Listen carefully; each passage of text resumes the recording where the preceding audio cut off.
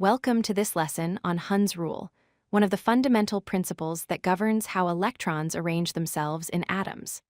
Hund's rule is often summarized as spreading before pairing, and by the end of this video, you'll understand exactly what that means and why it's so important in chemistry. So what exactly is Hund's rule? It states that electrons occupy orbitals of equal energy singly before pairing up. In other words, when you have multiple orbitals at the same energy level, electrons will first spread out and occupy each orbital individually. Only after each orbital has one electron will they start to pair up. Additionally, all these unpaired electrons must have parallel spins, meaning they all spin in the same direction. To understand this concept better, think about passengers boarding an empty bus. When people get on a bus with plenty of empty seats, they naturally spread out. Nobody wants to sit right next to a stranger when there are empty seats available. Electrons behave in a similar way. When filling orbitals of equal energy, electrons spread out to different orbitals first, just like passengers choosing separate seats, before they're forced to pair up in the same orbital.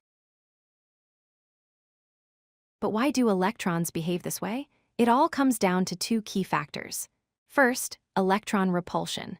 Electrons are negatively charged particles, and negative charges repel each other. When electrons are in separate orbitals, they can stay farther apart from each other. Second, energy minimization. By spreading out, electrons reduce the repulsion between them, which lowers the overall energy of the atom. Nature always favors the lowest energy arrangement, so spreading out is the most stable configuration.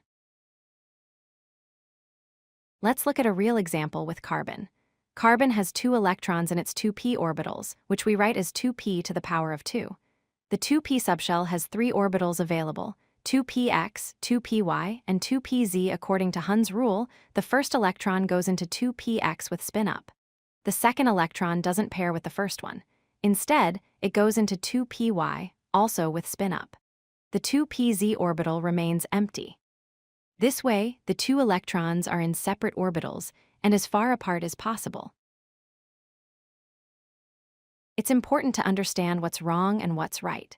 The incorrect way to fill carbon's 2p orbitals would be to put both electrons in the same orbital, like 2px, with opposite spins, leaving 2py and 2pz empty.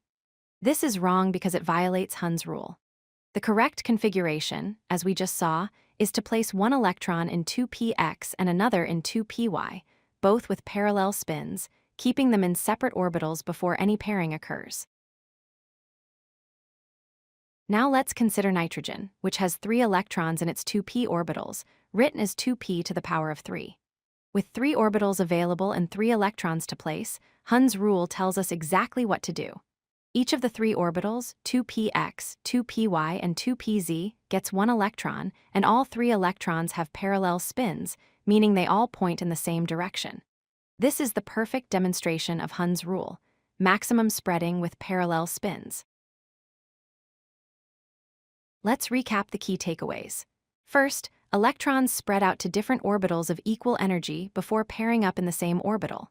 Second, all unpaired electrons must have the same spin direction, maintaining parallel spins. Third, this arrangement minimizes electron to electron repulsion, reducing the energy.